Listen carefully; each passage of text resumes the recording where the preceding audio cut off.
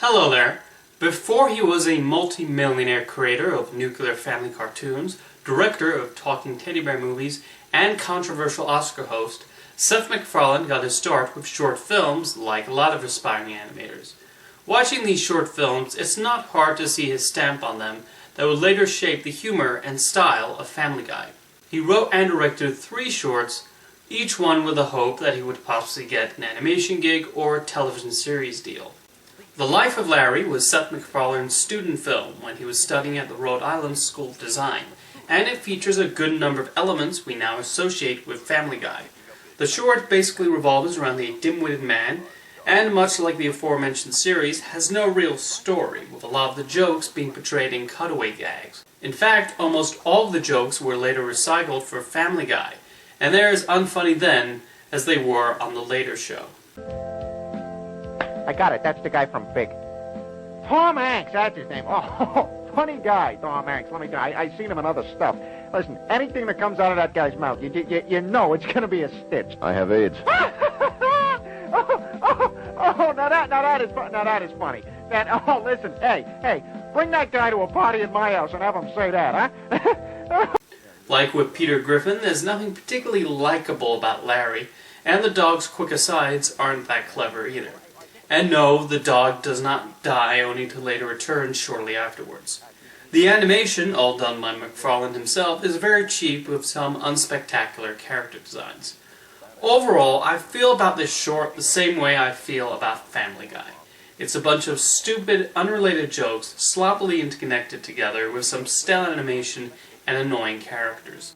Nonetheless, it certainly serves as an interesting curiosity piece for fans of the show to see an earlier incarnation. Sure, it may offend a few folks, but I can afford it. Well, Larry's an anomaly, to say the very least. I mean, what else can you say about a guy who didn't fart for the first time until he was 30? What the hell was that? After graduation, Seth MacFarlane was hired by Hanna-Barbera, where he storyboarded on shows like Johnny Bravo and Dexter's Laboratory. Those shows originated on Cartoon Network's What a Cartoon Show, which allowed storyboard artists and animators to create their own 7-minute short to potentially become a full series.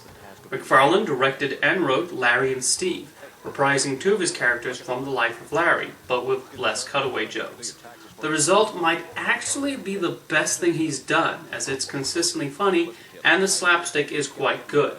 It doesn't rewrite the animation rulebook, but the gags do work, and Steve is a likable and relatable character as he tries to survive the day. Larry is also less annoying in this short, and his stupidity actually produces some funny lines and visual jokes this time around. I don't know how much this would have sustained an entire television series, but if Cartoon Network had picked it up, MacFarlane's career would definitely have gone in a different direction.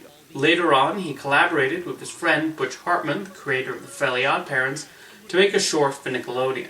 Written by MacFarlane and directed and designed by Hartman, Zoomates basically revolves around 3 animals who move into an apartment as a parody of high-concept sitcoms.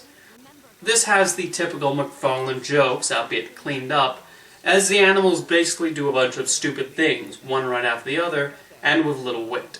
The laugh track is incredibly distracting, and the crocodile in particular speaks in a very stereotypical manner. There's really not much else to say about this forgettable short, that I'm not surprised Nickelodeon did not turn it into a series that they would run into the ground for over a decade. No, they would save that for another Butch Hartman production. Following Zoomates, Seth MacFarlane finally got his own show with Family Guy, which would soon be cancelled by Fox, brought back, cancelled again, and brought back, and now even he admits he would have ended the show years ago. However I feel about his overall work, it's still interesting to look back and see what might have been.